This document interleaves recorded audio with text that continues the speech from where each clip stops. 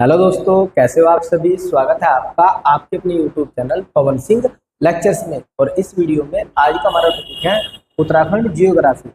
Geography से संबंधित यह आज हमारा तीसरा वीडियो है। यदि आपने इससे पहले 2 वीडियो नहीं देखे हैं तो उनका लिंक आपको डिस्क्रिप्शन में मिल जाएगा और उन्हें अवश्य देखें, तब जाकर आपको यह लेक्चर अच्छे से समझ में आएगा। तो आइए शुरू करते हैं। नेक्स्ट आता उत्तराखंड का मैदानी क्षेत्र। इससे पहले मैंने उत्तराखंड का जो हिमालय क्षेत्र वो पढ़ा दिया। हिमालय क्षेत्र को 3 भागों में बांटा गया है, वर्ध हिमालय, लघु हिमालय और शिवालिक हिमालय। ये मैंने बिल्कुल डिटेल से पढ़ा है इससे लास्ट वीडियो में। यदि आपने वह वीडियो नहीं देखी है तो उसका लिंक आपको डिस्क्रिप्शन में मिल जाएगा और उसे अवश्य देखें। उत्तराखंड के मैदानी भाग को 3 भागों में विभाजित किया गया है। सबसे पहला था भाबर क्षेत्र, दूसरा तराई क्षेत्र, तीसरा गंगा का मैदान। सबसे पहला बात करते हैं भाबर क्षेत्र। यदि भाबर क्षेत्र की बात करते हैं तो भाबर मैदान वह भाग है जहां पर जो हिमालय से उतरती हुई नदियां दिखाई देती है। हिमालय से उतरती हुई नदियां अपने साथ में बड़े बड़े, जब हिमालय से उतरेगी नदी बहुत स्पीड से उतरेगी तो अपने साथ में क्या होगी, बड़े बड़े कंकड़ पत्थर लेकर यहाँ पे क्या करती है, नीचे लाकर जमा कर देती है। यानी कि ऊपर से हिमालय के साथ में कंकड़ पत्थर मिट्टी धूल सब के सब क्या हो गए, आकर ना नीचे जमा हो जाएंगे और इस क्षेत्र को ही भाबर क्षेत्र बोला जाता है। ठीक है, यह जो क्षेत्र यह बहुत ही उबड़ खुबड़ वाला क्षेत्र होता है। यह कृषि की दृष्टि से अनुपजाऊ होता है। अनुपजाऊ इसलिए होता है क्योंकि यहाँ पर कंकड़ पत्थर ज्यादा होते हैं, जिस कारण यहाँ पे कृषि नहीं उग पाती है। तथा यहाँ पर जो नदियाँ होती है वो बिल्कुल विलुप्त सी लगती है, क्योंकि जो ऊपर से आती है नदी वो यहाँ पर आकर कंकड़ पत्थर की बीच से बहती है। तो ऐसा लगता है कि जो पानी है ना बहुत कम मात्रा में बह रहा है, जो मैदानी भागों में जाकर ना बहुत अच्छी दिखाई देती है। तो यहाँ से आप लोगों को नदी विलुप्त दिखाई देगी। क्या दिखाई देगी, नदियाँ विलुप्त दिखाई देगी। भाबर क्षेत्र पूर्व में उधम सिंह नगर और पश्चिम में देहरादून से 10 से 12 किलोमीटर चौड़ी पट्टी के रूप में इसका विस्तार किया गया है। यानी कि इसका विस्तार है। राज्य के पौड़ी गढ़वाल व नैनीताल में भाबर क्षेत्र पाया जाता है। तो ध्यान रखना, उधम सिंह नगर में, पश्चिम में देहरादून तो 10 से 12 किलोमीटर पट्टी में इसका विस्तार है। और ये पौड़ी गढ़वाल और नैनीताल में भी भाबर क्षेत्र देखने को मिलता है। नेक्स्ट आता है तराई क्षेत्र। तराई क्षेत्र मैदान का वह भाग जिसका जो निर्माण वो महीन कणों व अवसादों के वहां उसे हम तराई क्षेत्र बोलते हैं। और जो तराई क्षेत्र यहाँ की जो मिट्टी होती है उसमें हमेशा नमी देखने को मिलती है। क्या देखने को मिलती है, नमी देखने को मिलती है। और 20 से 30 किलोमीटर चौड़ी पट्टी के रूप में इसका विस्तार हरिद्वार, आप लोगों को हरिद्वार का जो एरिया है वो नमी वाला एरिया मिलेगा। पौड़ी और उधम सिंह नगर में देखने को मिलता है। तो तराई क्षेत्र याद रखना आप लोग को, हरिद्वार, पौड़ी और उधम सिंह नगर में। इसी क्षेत्र में वर्षा की अधिकता के कारण अधिक नमी देखने को मिलती है। जो मिट्टी है उसमें अधिक नमी देखने को मिलती है। और यह क्षेत्र कृषि की दृष्टि से सबसे अधिक उपजाऊ है। यह क्षेत्र कृषि की दृष्टि से सर्वाधिक उपजाऊ है, इसलिए यहाँ पर धान की फसल, गन्ना, गेहूं आदि की फसलें विकसित होती है। और यहीं पर राष्ट्रीय उद्यान भी विकसित है। इसी क्षेत्र में सर्वाधिक राष्ट्रीय उद्यान देखने को मिलेंगे और जो विकसित भी अच्छी तरीके से। फिर आता है तीसरा पार्ट, गंगा का मैदान। गंगा नदी का वह दक्षिणतम भाग, जो गंगा नदी है उसका दक्षिणतम भाग जिसका निर्माण गंगा नदी के अवसादों से हुआ, गंगा नदी के अवसादों से हुआ, तो गंगा का मैदान कहलाता है। और इसके अंतर्गत दक्षिणी हरिद्वार आता है। दक्षिणी हरिद्वार का मैदानी भाग आता है। और इसके अंतर्गत आप लोगों को लक्सर देखने को मिलेगा और रुड़की देखने को मिलेगा। इस क्षेत्र में 2 प्रकार की मिट्टी पाई जाती है। इस क्षेत्र में 2 प्रकार की मिट्टी पाई जाती है। पहला पुरानी जलोढ़ मिट्टी। जो पुरानी जलोढ़ मिट्टी है उसे बांगर कहते हैं। आप लोग से पूछ ले जाएगा कि पुरानी जलोढ़ मिट्टी क्या कहलाती है, तो ये बांगर कहलाती है। जबकि जो नई जलोढ़ मिट्टी है, जहाँ पर पानी वर्ष भर आता ही रहता है, बार बार पानी आता रहता है, तो मिट्टी का गड्ढा होता रहता है, इसलिए इसे खादर बोलते हैं। तो नवीन जलोढ़ मिट्टी को क्या बोलते हैं, खादर। यह क्षेत्र कृषि की दृष्टि से अधिक उपजाऊ होता है, जैसे कि धान, गन्ना और गेहूं आदि यहाँ पर देखने को मिलते हैं। अब हम टॉपिक से related TR Q topic related question पढ़ेंगे, यानी कि एमसीक्यू जो आपको आगामी परीक्षा में देखने को मिल सकते हैं इस वीडियो से और लास्ट वीडियो से संबंधित एमसीक्यू।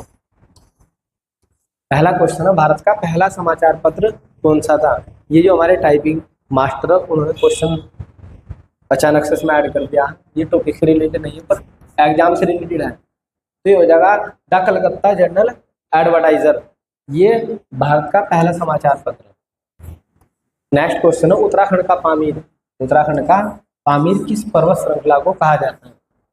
दूधातोली को कहा जाता है, बंदरपूंछ पर्वत को कहा जाता है, हाथी पर्वत को, या इनमें से कोई नहीं? तो किसे बोला जाता है? ये बोला जाता है दूधातोली पर्वत को। तो is the right answer. Next question है, निम्नलिखित कथनों पर विचार कीजिए और दिए गए कूटों का प्रयोग करते हुए सही उत्तर का चयन करें। आजकल एग्जाम्स में ऐसे ही क्वेश्चन आप लोगों को देखने को मिल रहे हैं। तो पहला आप लोग बोलेगा कि विश्व प्रसिद्ध फूलों की घाटी वर्ध हिमालय में स्थित है। पहला पॉइंट क्या है कि जो विश्व प्रसिद्ध फूलों की घाटी है वैली ऑफ फ्लावर वह वर्ध हिमालय में स्थित है। तो ये बात बिल्कुल सही है, एकदम राइट, करेक्ट। नेक्स्ट क्वेश्चन है, उत्तराखंड की सबसे ऊंची चोटी नंदा देवी, सबसे ऊंची चोटी क्या है? नंदा देवी, जिसकी ऊंचाई कितनी है? 7,817 मीटर। ये भी वर्ध हिमालय का भाग है, बिल्कुल राइट बात है। नेक्स्ट हो जाएगा हमारा, वर्ध हिमालय में जिप्सम, डोलामाइट आदि की चट्टानें पाई जाती है। ये बात गलत है, यदि आपने पढ़ा हो हमारी वीडियो में, ये बात क्या है? गलत है, क्योंकि ये जो चट्टानें हैं जिप्सम और डोलामाइट की चट्टानें कहाँ पाई जाती है? पाई जाती है शिवालिक क्षेत्र में। तो आपका ऑप्शन हो जाएगा कि कथन पहला भी सही है और दूसरा सही है। ठीक है, तो देखते हैं कौन सा सही है। केवल एक सही है, तो ये नहीं होने का ऑप्शन। केवल 1 और 3 सही है, ये भी गलत हो जाएगा। ये कह रहा है केवल 2 और 3 सही है, तो 3 तो बिल्कुल भी सही नहीं है, तो ये भी गलत हो जाएगा। तो हमारा आंसर हो जाएगा केवल 1 और 2, यानी कि 1 और 2 सही है, तो D is the right answer. तो हम रेफर करेंगे केवल 1 और 2 सही है। नेक्स्ट देखते हैं। नेक्स्ट क्वेश्चन है, हिमालय के किस भाग को मुख्य सीमा भ्रंश अलग करता है? मुख्य सीमा भ्रंश यानी कि आप लोगों का पूछा जा रहा मेन सेंट्रल थ्रस्ट, ये किस अलग करता है? तो ये करता आप लोग का लघु हिमालय और वर्ध हिमालय को। तो इसका हो जाएगा लघु हिमालय और वर्ध हिमालय को ये क्या करता है? अलग करता है। तो C is the right answer. Next question है, निम्नलिखित कथनों पर विचार कीजिए। पहला कथन दिएगा अलकनंदा की चुआ घाटी जवार के लिए प्रसिद्ध है। दूसरा आपको बोलेगा यह लघु हिमालय में स्थित है। तो देखते हैं आप लोग का। तो पहला कथन तो बिल्कुल सही है कि अलकनंदा की जो चुआ घाटी है वो ज्वार के लिए क्या है? प्रसिद्ध है। तो बिल्कुल राइट है, तो पहला कथन सही हो जाएगा। यह लघु हिमालय का भाग है, ये भी बात बिल्कुल सही है, यह लघु हिमालय में पड़ती है। लघु हिमालय या मध्य हिमालय में स्थित है, तो दोनों ही कथन सही है। तो इसका आंसर हो जाएगा केवल 1 सही है, तो ये नहीं होने का। केवल 2 सही है, ये भी नहीं होने का। तो आपका हो जाएगा केवल 1 व 2 सही है, तो सीधा राइट आंसर।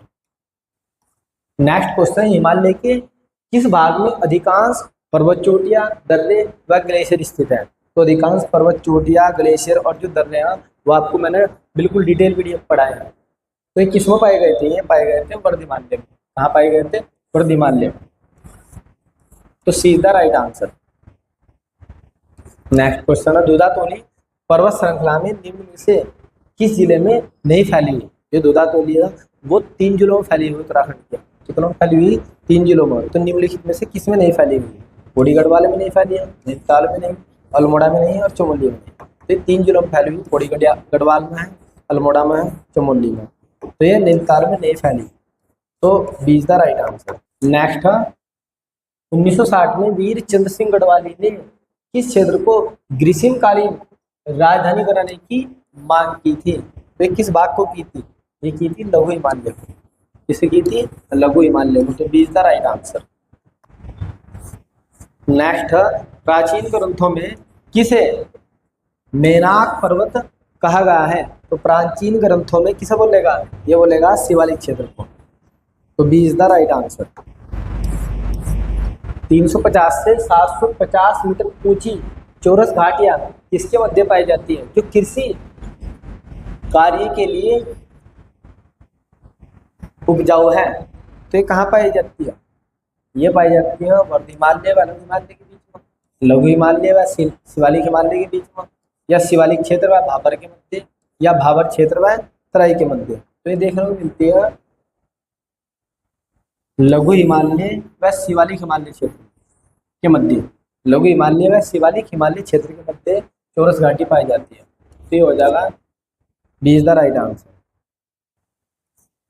नेक्स्ट क्वेश्चन है, पुरानी जलोढ़ मिट्टी को क्या कहते हैं? तो पुरानी जलोढ़ मिट्टी क्या कहलाती है? खदर कहलाती है, दोमट मिट्टी कहलाती है, बांगर कहलाती है, या रेगाणु मिट्टी कहलाती है? तो ये कहलाती है आप लोगों की बांगर। तो सीधा राइट आंसर। नेक्स्ट क्वेश्चन है, निम्नलिखित कथनों पर विचार करें और नीचे दिए गए कूट में से सही उत्तर का चयन करें। आपको कथन दिया गया, कथन 1, वर्ध हिमालय 4500 मीटर से 7817 मीटर तक ऊंचा है। दूसरा कथन दिया गया, इसकी चट्टानें लगभग 150 करोड़ वर्ष पुरानी है, इसलिए यहाँ पर जीवाश्म पाया जाता है। तो आपको दो कथन दिए गए। कथन एक बार फिर से पढ़ते हैं, वर्ध हिमालय 4500 मीटर से 7817 मीटर तक ऊंचा है, बिल्कुल सही है ये कथन। दूसरा कथन है, इसकी चट्टानें लगभग 150 करोड़ वर्ष पुरानी है। यहाँ तक तो बिल्कुल कथन सही है, लेकिन इसके बाद दिया गया कि इसलिए यहाँ पर जीवाश्म पाए जाते हैं। ये बात बिल्कुल लाइन गलत है, क्योंकि यदि हम वर्ध हिमालय की बात करते हैं तो वर्ध हिमालय में जीवाश्म नहीं पाए जाते, वर्ध हिमालय में जीवाश्म नहीं पाए जाते। तो ये लाइन गलत है, इसलिए जो कथन हो जाएगा गलत हो जाएगा। यहाँ तक सही है कि 150 करोड़ वर्ष पुरानी चट्टान है, ये बात बिल्कुल सही है, लेकिन यहाँ पर जीवाश्म नहीं पाया जाता। जी आपने जितने भी पढ़ा हो, तो ये आप लोगों का कथन गलत हो जाएगा। तो इसलिए आपका होगा कथन एक सही है। तो आंसर हो जाएगा केवल कथन एक ही सही है। तो ये आंसर हो जाएगा A is the right answer. Next है, निम्नलिखित कथनों पर विचार करें और नीचे दिए गए कूटों में से सही उत्तर का चयन कीजिए। कथन एक में कहेगा शिवालिक क्षेत्र हिमालय का दक्षिण भाग है, इसलिए इसे हिमालय का पाद भी कहा जाता है। तो ये कथन बिल्कुल सही है। तो पहला कथन बिल्कुल सही है, हिमालय का दक्षिण भाग और इसलिए इसे हिमालय का पाद कहा जाता है। तो भाई दूसरे पाद अपना जाइए, पाद का मतलब होता है जड़ बिंदु, तो इसे हिमालय का जड़ बिंदु भी कहा जाता है। आर्थिक दृष्टि से इसे उत्तराखंड का हृदय स्थल बोलेगा। आर्थिक दृष्टि से इसे यानी कि जो शिवालय क्षेत्र, शिवालिक क्षेत्र, इसे उत्तराखंड का हृदय स्थल बोला जाता है आर्थिक दृष्टि से। तो ये भी कथन सही है। तो दोनों ही कथन सही है, पहला और दूसरा। तो आपका आंसर हो जाएगा कि दोनों कथन सही है। यहाँ बोलेगा कि केवल एक कथन सही है, तो ये गलत है। केवल कथन 2 सही है, ये भी गलत है।